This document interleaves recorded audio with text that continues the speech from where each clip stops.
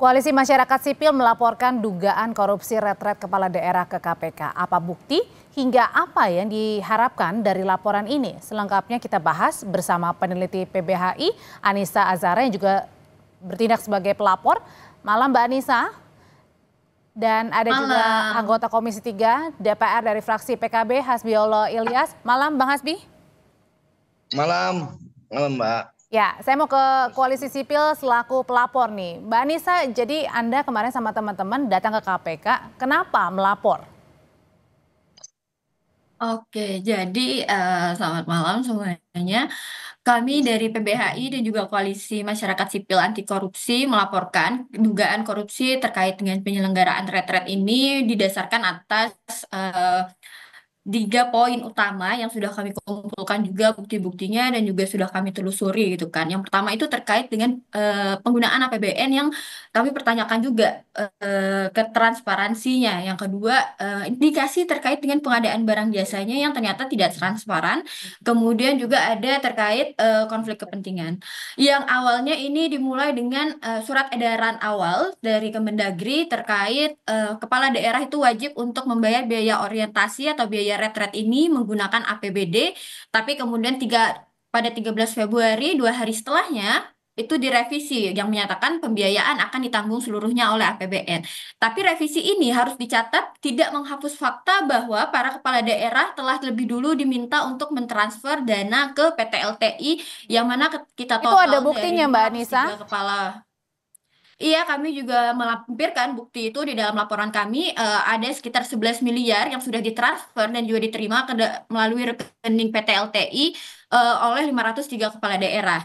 Nah, di situ kami menghitung juga dari APBN yang seharusnya mengalokasikan sebesar 10 miliar untuk 1092 peserta, tapi yang ikut hanya sebanyak 503 kepala daerah, yang mana seharusnya biayanya hanya sekitar 4,76 miliar. Tapi total dana yang sudah dikumpulkan oleh PT LTI dari APBD itu mencapai 11 miliar. Sehingga ada selisih 6,29 miliar yang tidak tahu ini dana APBD yang dialihkan ini digunakan untuk apa, tidak ada transparansi di sana. Dan juga pengadaan terkait dengan... Berarti ini ada laporan dugaan korupsi sebesar 6 miliar lebih yang karena hanya digunakan sekitar 5 miliar gitu Mbak Anissa? Betul, karena kan itu salah satunya terkait dengan penggunaan anggarannya kami sudah melampirkan juga dalam laporan kami. Nah, kemudian juga seperti yang di teman-teman Kompas mungkin sudah melakukan penelusuran juga di dalam sistem informasi rencana umum pengadaan Kemendagri itu tidak ada proses pengadaan yang sah nih untuk penyelenggaraan retret. Oke, saya tanyain hal itu dulu ya Mbak Anissa. Saya tanya hal itu dulu ke Bang Hasbiollah. Bang, ini ada laporan dari teman-teman dari PBHI, ada Koalisi Masyarakat Sipil juga. Tadi ada dugaan korupsinya. Begini Mbak, menurut saya apa yang dilakukan oleh Mbak Anissa ini bagian dari kontrol dari masyarakat sipil ke pemerintah. Ini sesuatu hal yang sangat bagus menurut saya. Kritik supaya pemerintahan itu lebih kuat, makanya harus kontrol dari masyarakat sipil.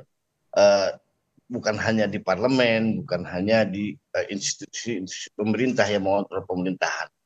Dan menurut saya kita harus praduga tidak bersalah, tidak bisa. Kita jangan sampai negara ini dibuat itu dengan asumsi. Kita harus memberikan bukti yang kuat bahwa silahkan adukan ke lembaga hukum kalau memang ada sesuatu yang dilanggar dari acara retret itu.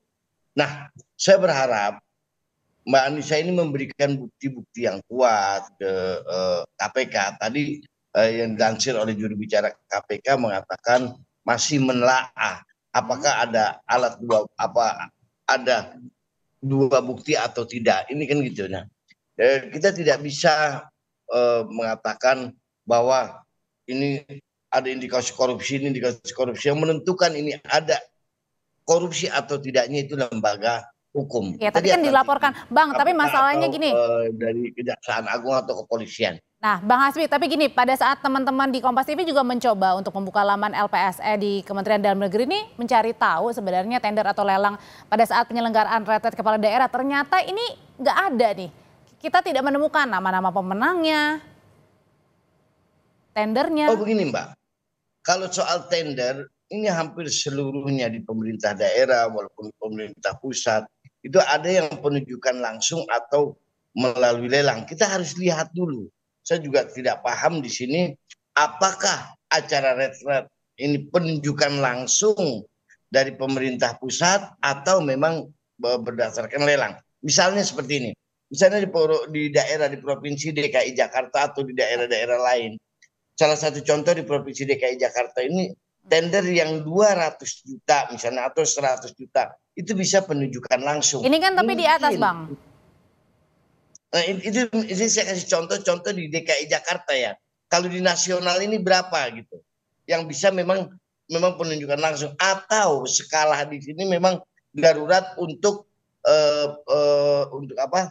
Untuk pelatihan kepada kepala-kepala daerah yang memang harus digembleng supaya lebih baik nanti memimpin daerah. Oke, jadi alasannya tadi kedaruratan ya, makanya tidak ada proyek lelang maupun juga kemudian penunjukan langsung. Kita lihat ini apakah kita lihat ya, saya juga kurang mengerti atau memang ini darurat atau alasan memang ini penunjukan langsung. Kan ada memang yang proyek itu penunjukan langsung. Bang Hasbi dari Mensesnek sendiri bilangnya kalau ini ada proses lelang nih, melalui proses lelang. Kalau memang proses lelang harus dijalani proses lelang, kita lihat ada tidak indikasi korupsinya yang dilakukan di acara ini kan harus benar-benar dibuktikan. Seperti itu Mbak. Oke. Karena ini saya mendukung apa yang disampaikan oleh sahabat kita ini siapa namanya Dahra ini bahwa Anita kontrol dari masyarakat sipil ke pemerintah supaya pemerintah yang bersih. Mbak Anissa, tadi tanggapannya kalau dari Pak Wamendagri bilang silakan saja kalau mau diperiksa di audit begitu, yang jelas ya kita transparan kok.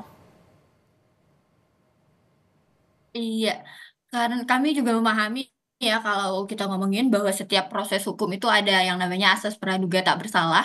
Tapi karena itu kami juga mendorong laporan terkait dugaan tindak pidana korupsi ini kami laporkan ke KPK. Kami menegaskan lagi kalau laporan ini kita dasarkan pada bukti-bukti awal yang menunjukkan adanya indikasi penyalahgunaan wewenang, konflik kepentingan dan juga pengelolaan anggaran yang tidak transparan di mana ini juga dapat dikenai terhadap tindak pidana korupsi.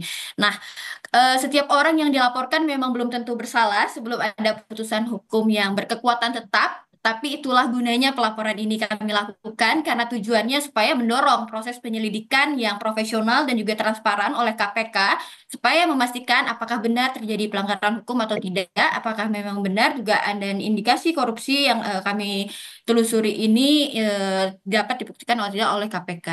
Tapi yang pasti kemudian juga oleh Wamendagri respon yang diberikan, kami rasa kami akan menunggu juga proses penyelidikan dari KPK dan juga mendorong supaya segera dibuka proses penyidikannya dan dilakukan secara objektif gitu kan dan berbasis bukti. Oke, dari komisi untuk laporan kami. Oke, nah kalau diharapkan diproses terus ya di KPK. Nah tapi dari Komisi 3 sendiri Bang, apakah ada dalam waktu dekat misalnya memanggil pihak-pihak terkait dengan penyelenggaraan retret ini Bang? Belum terjadwal ya, belum terjadwal sampai hari ini. Yang kita jadwalkan memang kasus yang lebih besar, misalnya kita besok dengan Jampitsus pidana khusus Kejaksaan Agung membahas mungkin segala hal yang lebih besar dalam artian misalnya soal Pertamina, soal yang lain. Ini juga persoalan yang besar. Kita korupsi itu dalam artian kita harus bersihkan dari segala lini. Kita harus bersihkan dari segala lini dan sampai hari ini belum kita ada pembahasan sampai ke masalah retret. Termasuk juga dengan belum ada pembahasan misalnya pemanggilan ke KPK misalnya untuk menelusuri laporan ini? Kita lihat perkembangannya sampai hari ini baru indikasi, indikasi belum kita lihat alat buktinya ada atau tidak. Oke, nah Mbak Anissa kan pada saat pelaporan kemarin juga retret sudah digelar. Nah rencananya kan memang ada retret gelombang kedua ya bagi yang kemarin berperkara di MK. Nah ini apa yang diharapkan di laporan ini dan kemudian nanti akan ada retret gelombang kedua Mbak? Harapan dari laporan ini tentunya kami mendorong supaya KPK memanggil para terlapor yang khususnya segera diperiksa atas dugaan ini. Kemudian juga seperti yang sudah disampaikan oleh Wamendagri, harapan kami juga utamanya adalah audit terhadap dana ini segera dilakukan, khususnya untuk dana APBD yang sudah ditransfer ke PT LTI. Karena apabila itu terbukti melanggar hukum harus dikembalikan ke negara dan itu adalah bentuk menguntungkan pihak-pihak tertentu gitu kan. Dari situ juga kami melihat supaya ke depannya ada transparansi dalam pengadaan barang dan jasa supaya mekanisme tender itu harus dipatuhi sesuai dengan Perpres nomor 16 tahun 2018. Jadi kami juga berharap lewat dimasukkannya laporan ini masyarakat dan juga teman-teman media untuk terus mengawal kasus ini supaya tidak terulang pola-pola yang sama. Oke, ada karena tadi ada laporannya ada dugaan korupsi di sana gitu ya, yang dilaporkan oleh teman-teman dan juga termasuk Mbak Anissa. Terima kasih Bang Hasbiollah, terima kasih Terima juga kasih, Mbak Mbak. Anissa, selamat malam.